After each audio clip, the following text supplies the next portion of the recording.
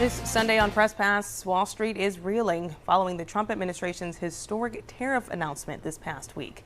The Dow fell nearly 4,000 points since the president's announcement, while the S&P 500 saw the largest single-day decline since the start of the COVID pandemic.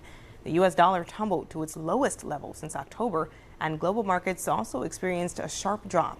Some analysts say this move could send the U.S. economy into a recession.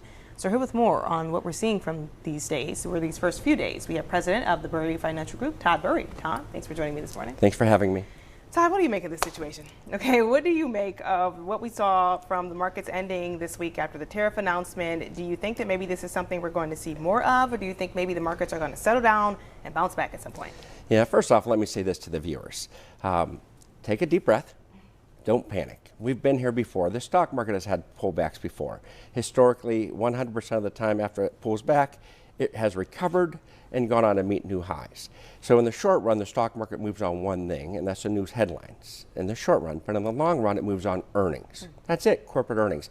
If companies are making money, their stock price will follow. If Apple's selling a lot of iPhones and iPads and AirPods and everything, and they're making money, their stock price will follow in the long run. But in the short run, it's moving on these news headlines. So that being said, we do expect volatility to continue for the next several weeks, potentially a couple months, as these tariffs sort of play out.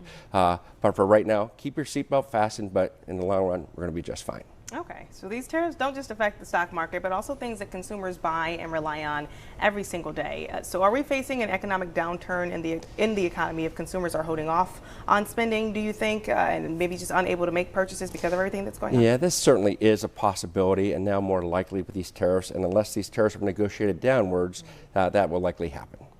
Okay, so we're watching inflation cool down going into the end of the year, and now we're seeing the opposite with some of the moves that President Trump has been making so far. So do you expect that maybe we'll see a sharp uptick in inflation with these wide-ranging tariffs that were set over the past week? Yeah, unfortunately, that likely is going to be the case. Okay. We're going to see some inflation, and quite frankly, it's already here. I have a client down in Florida, lives down in Florida, needs a new roof on his house. It's a metal roof. So it was about a couple of weeks ago, he got a quote for his roof, and at the end of his quote, it said plus 20%. And when he inquired about it, he said that's for the potential tariffs coming up. He said if that doesn't happen, the tariffs do not happen, then they'll take that off. But businesses sort of have to protect themselves, and they pass it along to the consumer. That is awful. Yeah. Actually, that's awful. It seems unlikely that we'll see an interest rate cut from the Fed anytime soon as well, if at all. So how do you expect the Federal Reserve to react to all of this? Could we see maybe them reverse course and begin hiking inflation rates once again? Yeah, they're really in a tough spot right now, right? So one of the tools that the Fed has at their disposal is the ability to raise interest rates, okay? And that slows down the economy and can slow down inflation or reduce inflation.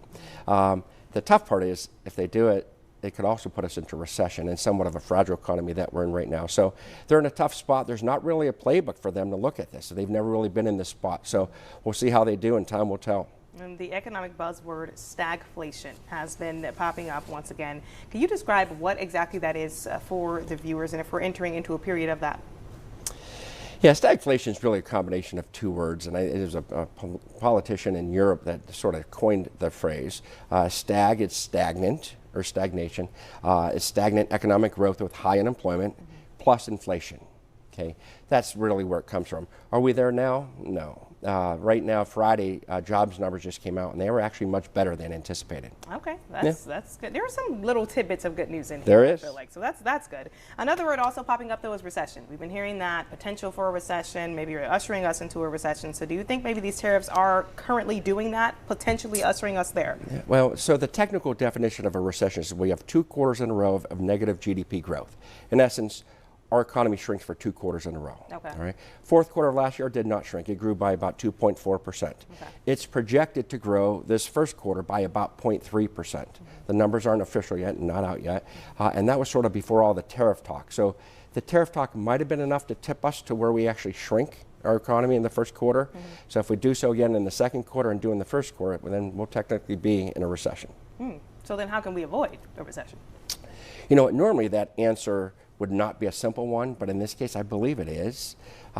We need countries to get together, work together, reduce these tariffs, and if they reduce these tariffs or eliminate them completely, not only will we reduce our chance of a recession, we'll probably see substantial economic growth, both for our country and countries abroad.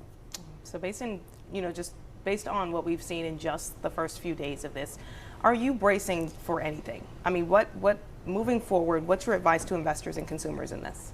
Yeah, so certainly we should be prepared for more volatility. That's very normal.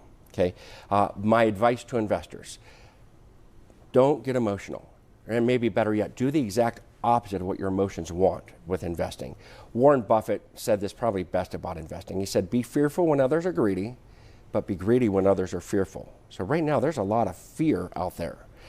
So our firm, we're trying to look for opportunities and try and take advantage of this situation, because I firmly believe about 5 years from now, we're going to look back and be glad that we did. Okay. Well, thank you so much, Todd, for coming in and give us some insight on this. I hope you calm some concerns out there, because I'm sure there are plenty. Yep. Thanks for having me.